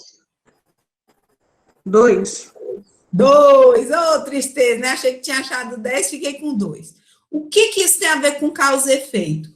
Coisas aconteceram e vão resultar no efeito. As situações, problemas, em geral, se constituem dessa forma. E as crianças precisam entender que o contexto é muito importante para a interpretação do que está sendo pedido. A gente somente associa a resolução de situações, problemas a cálculo. E a maioria dos problemas na vida não dão uma continha. Então, é importante, nas aulas de matemática, a gente criar espaço de leitura, de interpretação, de levantamento de hipóteses, de verificação de como eu posso resolver, né? A ilustração que eu trouxe aí era a seguinte, a pergunta era a seguinte: tem fogo na floresta. O que pode ter acontecido? Aqui perto de Ceilândia tem uma floresta chamada Floresta Nacional, né? E é uma reserva. E volta e meia essa floresta vive com fogo. E aí, o que pode ter levado esse fogo? Então, pode ser um raio que caiu, o sol que pegou no mato, combustão de galhos, ou alguém jogou o pitoco de cigarro, ou então foi um fazendeiro que queria plantar alguma coisa e começou a queimar a floresta. Enfim, esse levantamento de hipóteses, essa percepção de que tudo que a gente faz tem um efeito, é muito importante para a leitura e interpretação das situações e problemas. E, às vezes, a gente só relaciona leitura, interpretação de situação, problema com uma continha. E não prepara as crianças que continha é importante, vai ser ferramenta para muitas resoluções, mas nem tudo se resolve com conta, nem todo problema tem uma solução única, tem problemas que têm várias soluções, e eu preciso trabalhar também essa dimensão com as crianças aí com muita ênfase. Para fechar o 5º eixo do bloco de alfabetização, eu tenho, então, o desenvolvimento das noções de acaso, que começam lá no primeiro ano com a questão do é possível ou é impossível? Tem eventos que são possíveis, tem eventos que são impossíveis. Por exemplo, vocês acham que em Planaltina vai chover hoje? É possível ou é impossível? Aí, eu acho que aqui é impossível. Eu acho também que é impossível por aqui hoje. É impossível. Mas em Brasília tudo pode mudar. Então, no primeiro ano, o foco é muito na questão do possível do impossível. No segundo ano, a gente já caminha para os eventos possíveis, mas se eles são prováveis, pouco prováveis ou improváveis. No terceiro ano, a gente já chega ali numa contagem de chances. Por exemplo, quais as chances de cair um número no dado? Tem 6 chances. De cair um número par? Tem 3 chances de cair um número par. Isso são chances. No terceiro e no quarto ano, as crianças caminham para o conceito de chance dentro dos eventos possíveis. Então, preciso começar com essa questão do possível e impossível do primeiro, encaminhando, né, esses conceitos de probabilidade aí no bloco inicial de alfabetização. Então, nesse sentido, meninas, eu não estou dizendo para a gente reduzir o currículo a isso, não estou dizendo para cortar os conteúdos, não é essa a minha fala, é sempre numa questão de escolha. Numa questão de escolha, esses são eixos fundamentais do período de alfabetização. São eixos que não podem ser abandonados pelo professor alfabetizador nesse período. Vamos para o 4º e 5º ano? Alguma questão?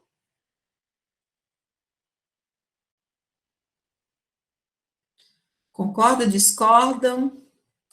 Estão caminhando? Então, vamos aí para o terceiro ciclo, né? O 4º e 5º anos. No 4º e 5º ano, eu vou fazer uma fala um pouquinho diferente, vou falar dos eixos todos de uma vez, e depois a gente vai para as atividades, tá? Então, no quarto e quinto ano, a gente destacou 6 eixos principais. O primeiro é o sistema de numeração decimal e a introdução dos racionais, com decimais na frente e fracionários depois. O sistema de numeração decimal, aí sim, no quarto e quinto ano, é momento da gente sistematizar, que as crianças façam contagens de números grandes, né? E que elas vivenciem os números com representação decimal como continuidade desse sistema de numeração decimal. O segundo eixo, no quarto e quinto ano, são as 4 operações, mas assistidas pelas 10 situações que elas alimentam. Então, a criança tem que sair do quinto ano lendo situação de adição, né? De juntar e acrescentar e resolvendo. Juntar, tenho R$2 no meu bolso e R$2 na carteira. Quanto eu tenho junto? Juntar. Acrescentar, tenho R$2, minha mãe me deu mais 2. Quanto que eu fiquei no final? Então, juntar e acrescentar. 2 situações de adição. 3 de subtração. A ideia de retirar, tenho 5, perdi 2, quanto que eu fiquei? Retirar. A ideia de comparar, tenho 5, Débora tem 2, quantos que eu tenho a mais? Comparar. A ideia de complementar, eu tenho 2, quero chegar em 5, quanto falta? Eu só posso dizer que as crianças aprenderam adição e subtração se elas leem, interpretam e resolvem esses 5 tipos de problemas. Se ele só faz a conta de adição e a conta de subtração, eu não posso dizer que ele sabe adição e subtração. Então, a criança do quinto ano tem que saber as 5 classes de situações no campo aditivo. Do outro lado, tem mais 5. Então, na multiplicação, são 3 ideias. A ideia de proporcionalidade. Eu chamei uns convidados para a minha festa, cada convidado vai trazer 2 refrigerantes. Eu chamei 8 pessoas, quantos refrigerantes vão ter? Então, quanto mais aumenta os convidados, mais aumenta os refrigerantes. Proporcionalidade. Segunda, configuração retangular. No cinema tem 8 filas e 8 fileiras. Quantas cadeiras tem? Configuração retangular.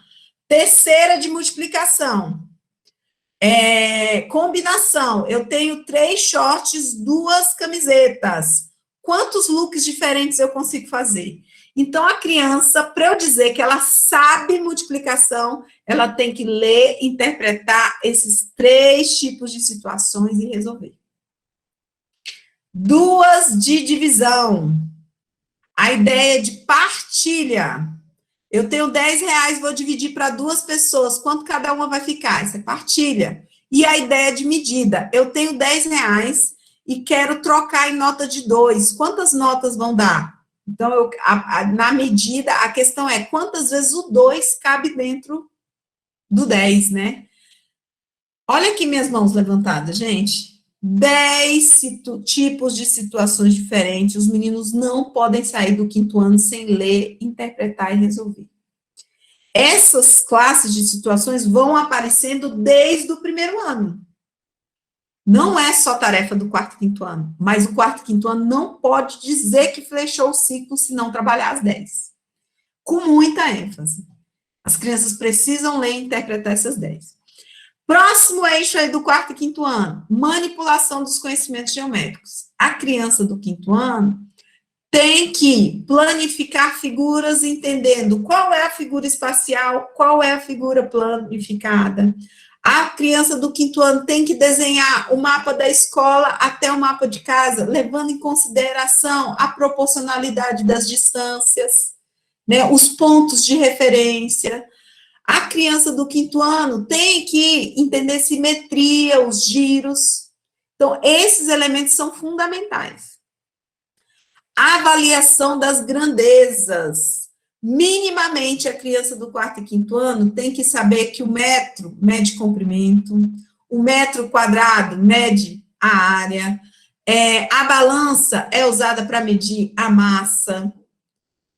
Vocês estão aí quase rindo por dentro, né? Mas, em pesquisa, as crianças do Distrito Federal não sabem disso. De quantos anos? De 11. Não sabem disso. Então, a gente não tem relacionado os instrumentos à grandeza. Calendário, medida de tempo. Relógio, medida de tempo. Balança, medida de massa. Termômetro, medida de temperatura. O eixo grandezas e medidas é o eixo que o Distrito Federal vai pior na Prova Brasil. Então, ele está faltando no quarto e quinto ano com muita força. Próxima questão, noções de acaso, né, que veio sendo trabalhado como eixo principal no bloco e continua no quarto e quinto ano. Só que no quarto e quinto ano a gente trabalha o conceito de possibilidade no quarto ano e o conceito de probabilidade no quinto. Vamos lembrar do dado. Possibilidade, gente, é chance. Qual a chance de cair o número 2 no dado? Uma chance só. Isso é possibilidade. Quantas chances? Quando eu falo de probabilidade, eu estou falando qual universo para isso? Eu estou falando, tem uma chance em 6. E a probabilidade é registrada com fração no quinto ano. Então, no quarto ano, o conceito de possibilidade é o principal, no quinto ano, o conceito de probabilidade.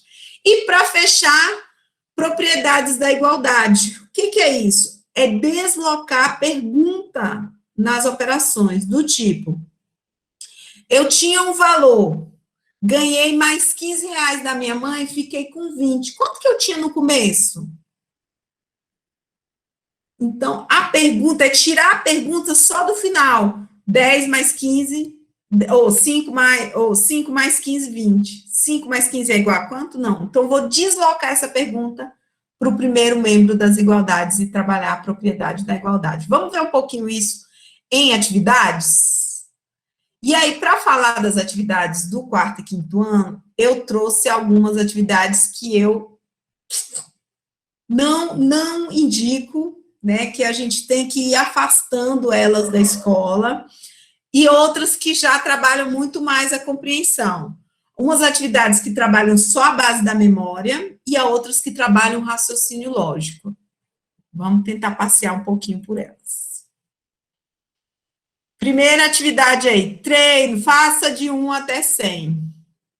Essa atividade colabora muito pouco para o desenvolvimento, né, da aprendizagem matemática, é só treino. Muito melhor mandar esse quadro numérico para as crianças e explorar, problematizar, quanto que aumenta de uma linha para outra, quanto que aumenta de uma coluna para outra, e voltando, explorar esse quadro numérico é muito melhor do que fazer esse treino só de simbologia, que não traz muita aprendizagem matemática. Aí eu já indico para o trabalho no quarto e quinto ano, fichas coloridas para o trabalho com sistema de numeração decimal. Esse aqui é uma foto de uma atividade que nós fizemos na escola, que trabalha em composição e decomposição, com fichas coloridas, mesmo para as crianças no papel. Então, tem uma legenda aí, né, ó, tem uma legenda, o azul vale 1, o verde vale 10, o vermelho vale 100, o amarelo vale 1000, e as crianças vão ter que compor esses valores fazendo essas adições. Essa é uma atividade que é indicada. Essa já trabalha pouco. Fazer de 1000 até 10.000, gente, é um massacre para a criança. Só traz aquela nossa ideia de que matemática é cansativo, é exaustivo, e a gente não consegue aprender. Próxima atividade aí, essa daqui, atividade também não indicada, a atividade desenvolve pouco, desenvolve muito mais a memória das crianças. Por quê? Vamos olhar aí, a criança, gente, ela sem saber o número, do jeito que a professora ensinou, ela vai dizer, é o 2 no C, o 3 no D, o 5 no U, é o 3 no D, o 5 no U, é o 0 no U, o 6 no D, ela não sabe nem o que é dezena, ela não sabe quantos agrupamentos está fazendo, ela memoriza a posição que tem que colocar, é daqui para cá, eu começo colocando, encaixando, então essa atividade só é de memória, não contribui para a compreensão do sistema de numeração decimal.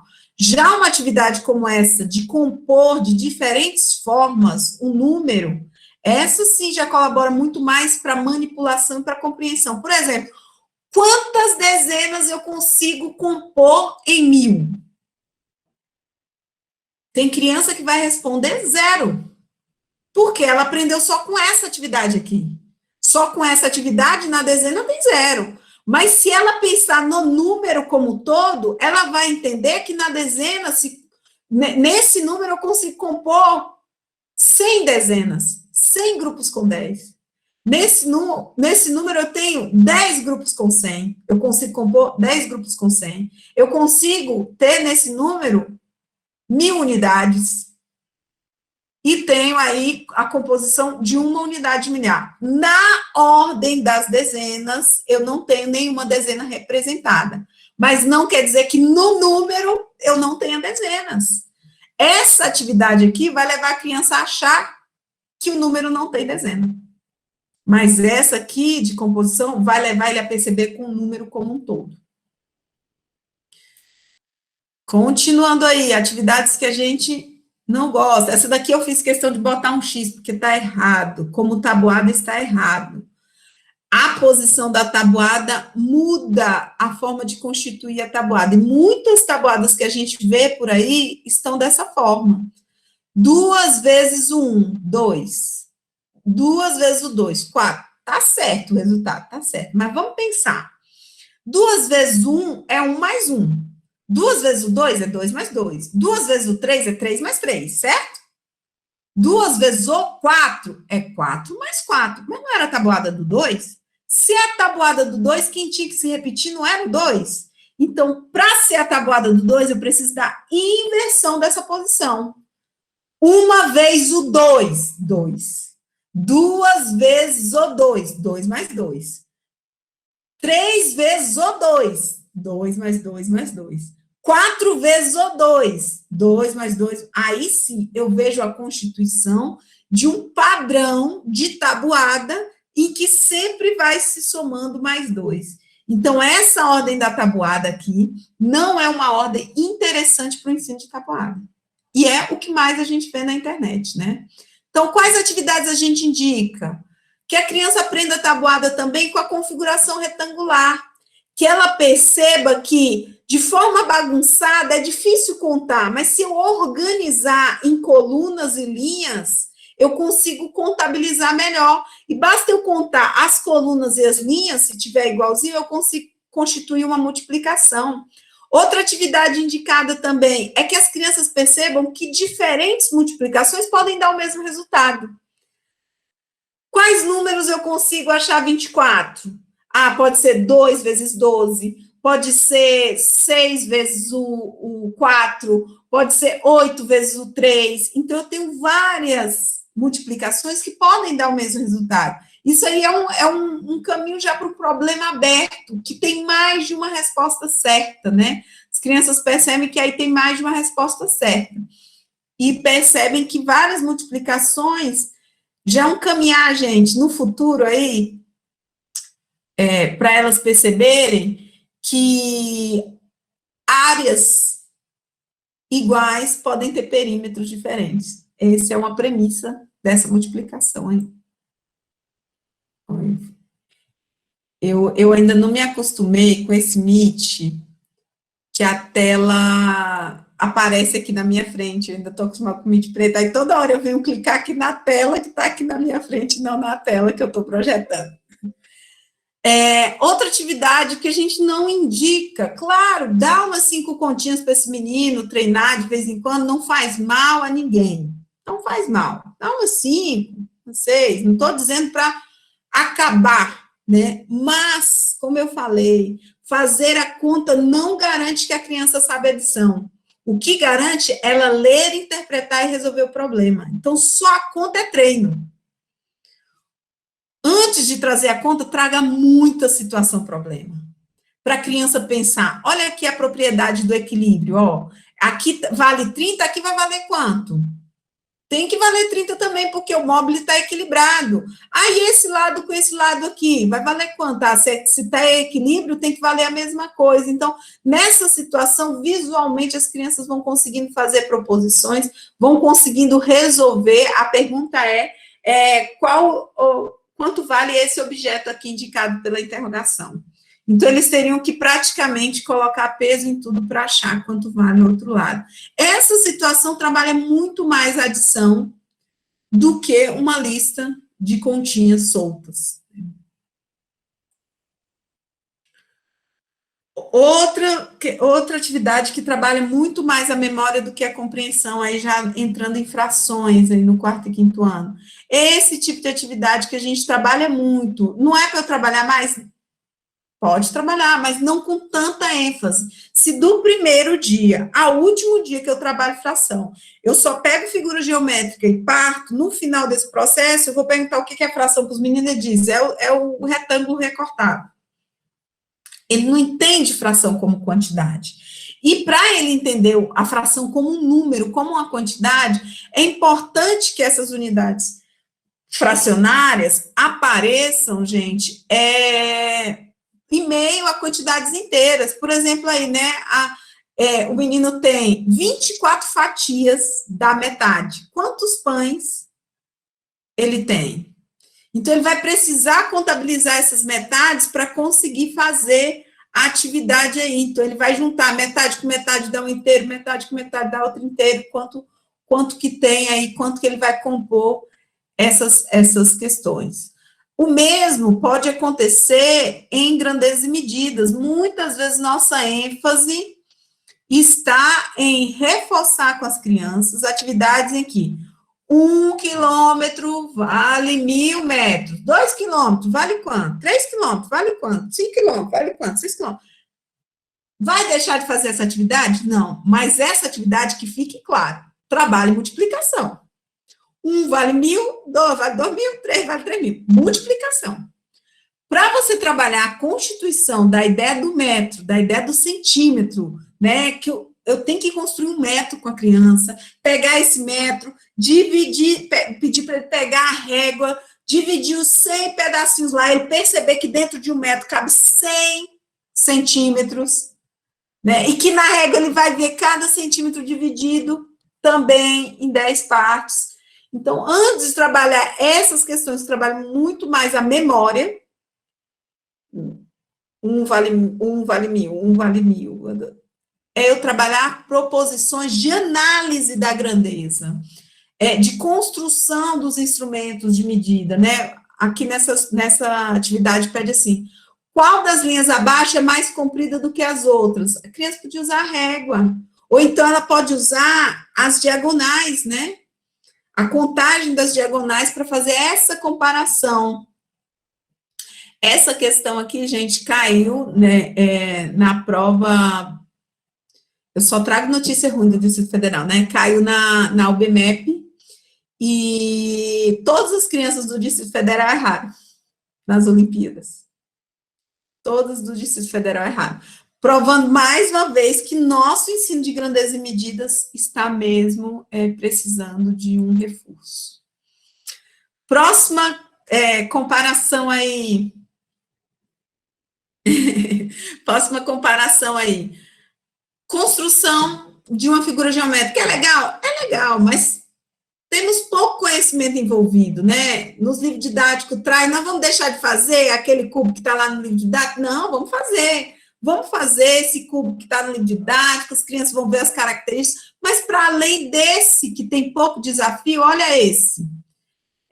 Quantos cubos são necessários para fazer outro bloco de brinquedo como esse? Os meninos estão vendo o cachorro só de lado.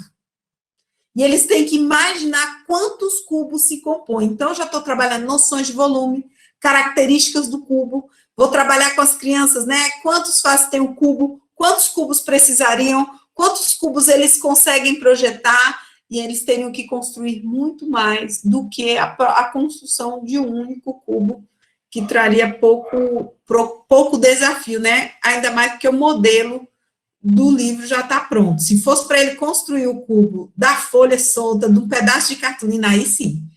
Essa construção, ele tem que pensar qual a figura que compõe, como é que é constituído, como eu combino essas figuras para ela projetar um cubo, esse gera o desafio. Para fechar, então, para o 4º e 5º ano, a minha sugestão, né, que eu trago para esse trabalho embasado é que as aulas de matemática abram, de fato, espaço para leitura e interpretação. No quinto ano, nós temos um objetivo de aprendizagem que é elaborar, ler, interpretar e resolver problemas com racionais, gente. É muito complexo. A criança só consegue elaborar, que é produzir um texto, vocês sabem bem disso. Se ela viver esse texto, se ela ler esse texto, se ela conhecer o gênero textual. O menino só consegue produzir uma receita se a professora dizer para ele, olha, a receita tem na primeira parte os ingredientes, na parte de baixo o modo de fazer. Vamos ler uma receita? Aí no final ele produz. Agora, como a gente pede do nada a criança produzir situações, problemas? Ele precisa entender como esses gêneros se constituem. Então, ele precisa ler muito e interpretar nas aulas de matemática. Trabalhar a situação, problema fatiada, trabalhar a situação, problema em que ele escolhe só a operação, ó, como essa atividade aqui, ó, ele vai ler e vai escolher qual operação. Não precisa do cálculo. O importante nessa aula não é o cálculo. O importante nessa aula é a interpretação. Né? Trabalhar as partes que constituem uma situação problema. Isso é fundamental que o quarto e quinto ano desenvolva para a gente conseguir dar continuidade no currículo aí e encaminhando para os anos finais. Vou pular minha brincadeirinha, vou deixar aí para vocês fazerem depois. E vou fechar aqui com as minhas referências, já agradecer a Unieb de Planaltina pelo convite. Eu espero trago aí algumas colaborações, algumas coisas para vocês refletirem dentro do universo da escola de vocês e pensarem como podem abordar isso na prática aí de vocês e dentro de cada realidade aí que se constituiu, principalmente durante essa pandemia que a gente tem vivido. Ai, nós aqui agradecemos essa manhã, né? Acho que foi realmente muito proveitosa. O que eu gosto da aula da Rai é que, além de trazer essas reflexões para a gente, às vezes, quando a gente estava no curso, assim, ela trazia algumas coisas que a gente falava, nossa, mas eu sempre aprendi assim, né? E a gente tem que se revirar e buscar realmente novas compreensões sobre essa matemática e trazer essa parte prática, né? Que eu acho que é o que a gente está precisando. Né, porque quando a gente tem tido muitos momentos de teoria e de estudo, mas os professores buscam muito essa prática, né? Ok, eu não posso fazer assim, mas então como eu devo fazer, né? Ok, trabalhar com essa atividade de repetição de contas e de estruturados não é o ideal, mas então o que fazer, né? Se esse não é o ideal, qual seria o ideal?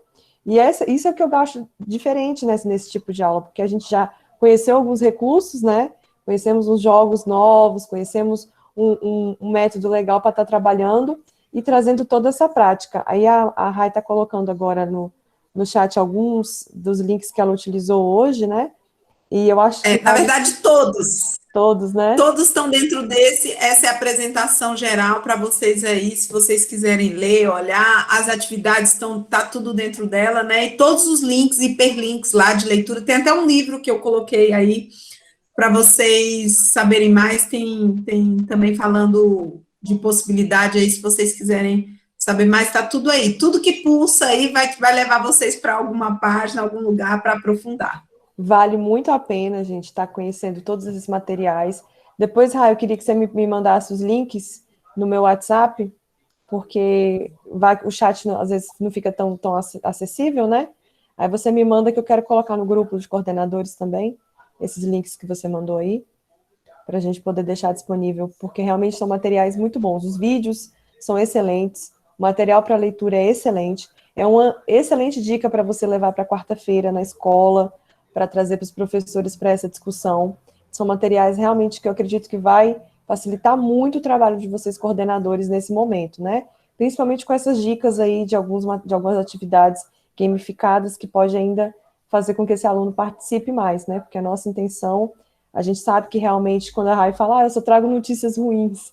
Não, ela não traz notícias ruins, ela traz o que realmente acontece, né, nas nossas escolas, né? Quando a gente discute o IDEB, quando a gente vai para as nossas avaliações, a gente vê que matemática tem sido o nosso calcanhar, né? Não que português não mereça atenção, mas matemática tem sido o nosso grande problema aqui, não só da nossa regional, né? De um modo como um todo no Distrito Federal. porque, como a Rai mostrou aí, desde os jesuítas, né? Eu até achei engraçado isso, porque os jesuítas já faziam isso, e a gente também tende por fazer, né? Por deixar a matemática um pouquinho de lado. E aí, nas avaliações, ela acaba puxando muito as nossas notas para baixo. E é um projeto nosso aqui da Unieb, né? Trabalhar nesse sentido da matemática, e eu acho que os coordenadores são pontos focais importantíssimos nesse trabalho, né? De trazer essa discussão de que matemática a gente está realmente aplicando nas nossas escolas, né? Será que a gente está indo de acordo com o nosso currículo ou será que a gente está brigando com o nosso currículo, como a Rai falou algumas vezes aí? Então, é importantíssimo essas reflexões, eu agradeço. Já me pediram aqui para ver se eu consigo colocar a gravação no YouTube do nosso canal, para poder realmente atender mais pessoas. E aí eu vou ver se a gente consegue editar esse material e colocar no YouTube, né, para ficar mais fácil para vocês. E de já, não sei se algum professor tem alguma dúvida, gostaria de falar alguma coisa. Estou vendo muitos agradecimentos aqui no chat. Acho que a Rai também está lendo aí muitos agradecimentos. Eu estou aqui lendo, eu já agradecer de antemão, obrigada, gente, pela abertura. De fato, eu agradeço os elogios, que bom que eu consegui contribuir de alguma forma com vocês, com a realidade de vocês, e dizer que o ensino de matemática é uma responsabilidade de todos nós, essa qualificação, né? Uma responsabilidade, eu sei que das outras áreas do conhecimento também, mas puxando a sardinha para onde eu atuo, para o lugar que eu amo, porque eu amo ensinar matemática,